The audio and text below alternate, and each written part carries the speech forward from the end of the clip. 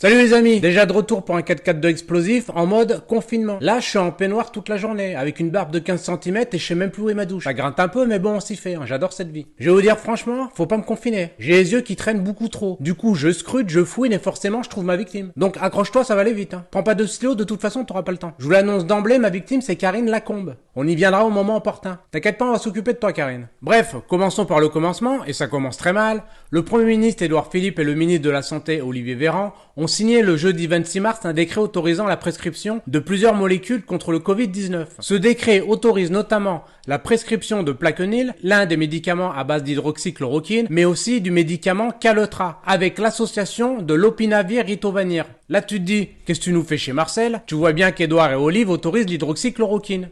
C'est vrai, le 26 mars, comme vous pouvez le voir avec ce décret. D'ailleurs, Didier Raoult s'en félicite sur Twitter. Mais problème, ça ne l'est plus le 27 mars. Puisque dès le lendemain, avec l'aimable silence assourdissant des médias, ils ont modifié le décret. Le renouvellement de prescription n'est plus autorisé. Le traitement du professeur Raoult reste donc inaccessible aux Français, mais uniquement pour les personnes en état grave. Quand c'est trop tard, en fait. Je suppose que tu découvres ce nouveau décret et que tu pensais, comme tous les Français, y avoir droit. Eh ben non. Ni TF1, ni CNews, ni BFM n'ont communiqué sur ça. Je demande bien pourquoi. Donc écoute bien la pirouette. Il est autorisé d'administrer cette molécule contre le Covid-19 à l'hôpital uniquement. Et seulement au cas grave. Est-ce que vous entendez ça? C'est d'une stupidité monstre, comme le rappelle le professeur Raoult. Ça veut dire que l'on va administrer l'hydroxychloroquine au moment où les malades ont une insuffisance respiratoire et n'ont presque plus de virus. C'est trop tard. C'est quand ils ont une forme moyenne et modérée qu'il faut les traiter, car c'est à ce moment-là qu'on peut contrôler les virus qui se multiplient. Quand les malades sont rentrés en réanimation par exemple, le problème c'est plus le virus, hein.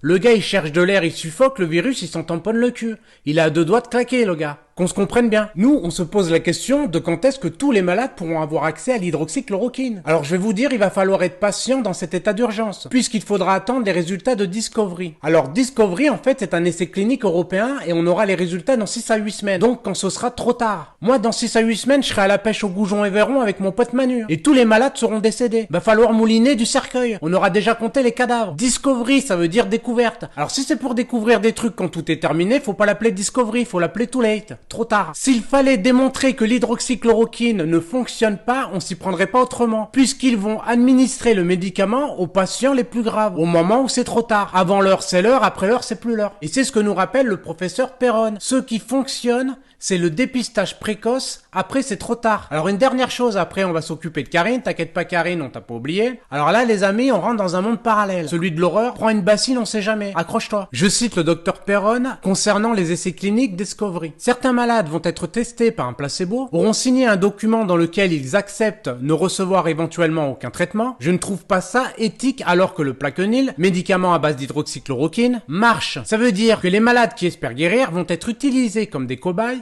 et on donnera à une partie des malades un placebo et à l'autre le médicament. Donc, terminer les lapins, les rats, les souris de laboratoire, c'est au tour des êtres humains. Est-ce que vous vous rendez compte de la gravité de ce que je suis en train de vous raconter? C'est très grave. Mais c'est pas fini, j'en ai encore dans le tiroir. Alors là, il se passe une chose incroyable. On voit apparaître partout une certaine Karine Lacombe. Du jour au lendemain, elle squatte tous les plateaux et toutes les radios pour discréditer Raoult. L'autre, tu l'entends piailler, mais on sait pas qui c'est. Mais bougez pas, on va lui faire son CV. La Karine, elle est chef de service des maladies infectieuses à l'hôpital Saint-Antoine à Paris, mais aussi chercheuse à l'INSERM, dont Yves Lévy était président et mari d'Agnès Buzyn, ancienne ministre de la Santé, concurrent direct de l'IHU à Marseille de Didier Raoult. Mais quand on cherche son nom dans Esperscape, alors que le professeur Raoult est classé premier chercheur mondial pour les maladies infectieuses, elle n'y figure même pas. Néant la Karine. Alors je sais pas ce qu'elle cherche, mais en tout cas elle le trouve pas, ça c'est sûr.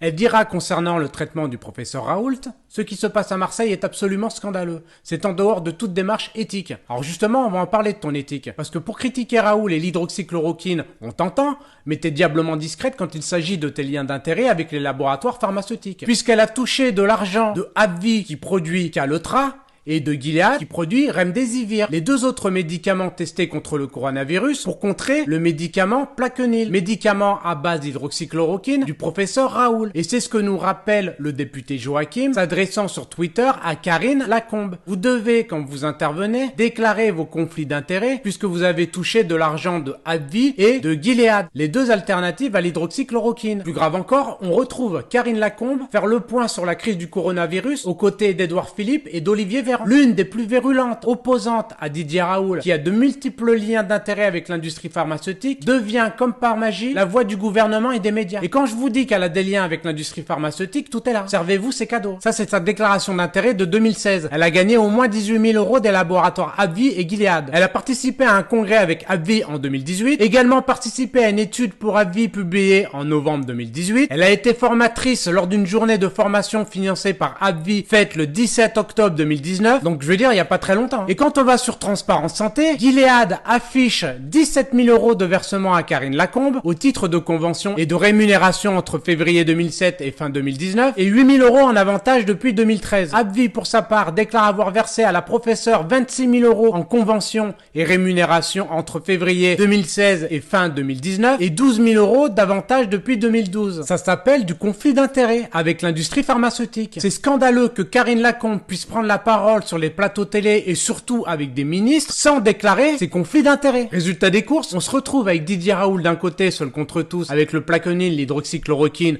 au prix de 4,17 € et en complément, l'azithromycine au prix de 7,68 €, ce qui fait un total de 11,85 €. Et de l'autre, on a Karine Lacombe avec le Calotra au prix de 109,04 € la boîte de 60 et 433,72 € la boîte de 120. Alors, ne me demandez pas pourquoi la boîte de 60 pour arriver à 120 se retrouve quadruplée pour arriver au prix de 433,72 €. Pognon, pognon, pognon. Et comme ça va être remboursé à 100%, c'est jackpot. Mais je rappelle quand même qu'on est face à des malades, pas des tirelires. Et pour ajouter à la malhonnêteté, écoutez bien l'horreur, le lopinavir et le ritonavir, en plus d'être des noms imprononçables, ils sont aussi efficaces que valent au gouvernement. Tu prends 2 fraises Tagada, tu les bouffes, c'est la même chose. Mais maintenant que Karine Lacombe est grillée, puisque bon, ça parle beaucoup sur les réseaux sociaux, son compte Twitter a disparu, sa page Facebook a pris la tangente et sa page Wikipédia a déserté. Tout a été supprimé. Que les médias s'intéressent à ce fait étrange. Il y a matière à se poser des questions tout de même. Demandez-vous comment se fait-il qu'on mette autant de temps à balancer l'hydroxychloroquine aux malades du coronavirus, alors que c'est utilisé en ce moment même et depuis un bail aux États-Unis, la Chine, la Corée, l'Inde, l'Italie, l'Iran, les Pays-Bas, la Belgique, le Maroc ou l'Algérie. Ils sont en train de diaboliser le professeur Raoult avec des études bidons pour une guerre avec Gilead et AbbVie et à la fin, ils vont nous pondre un vaccin. Je vais vous dire franchement, je fais tout pour pas tomber dans le complotisme. Mais ce gouvernement dépasse mes compétences. Je suis même pas à la hauteur. Ils vont trop vite les mecs. J'ai même pas le temps d'imaginer un complot que c'est déjà en œuvre. C'est quand même incroyable cette histoire. Cachez-vous bordel de merde. Faites ça en douce. Me servez pas la soupe sur un plateau. Bref, voilà les amis, je voulais absolument vous alerter sur ça. Je rappelle aussi, et je peux vous assurer, que si demain on nous met entre les mains un coronavirus 2, le retour est bien plus puissant, on est foutu. On est préparé de rien. L'industrie pharmaceutique pense d'abord à vendre son cacheton. Donc nos gamins sont en grand danger dans ce pays, la France. Je pense que le coronavirus est un avertissement que tous les Français devraient prendre au sérieux. Sinon, on crèvera tous comme des merdes. Et ça, je vous le garantis sur facture. Va bien falloir que ça change cette histoire. Allez, salut les confinés. N'oubliez pas que si vous regardez cette vidéo, vous ne pourrez plus ignorer la vérité. Et ça, c'est déjà pas mal. Allez, à ciao.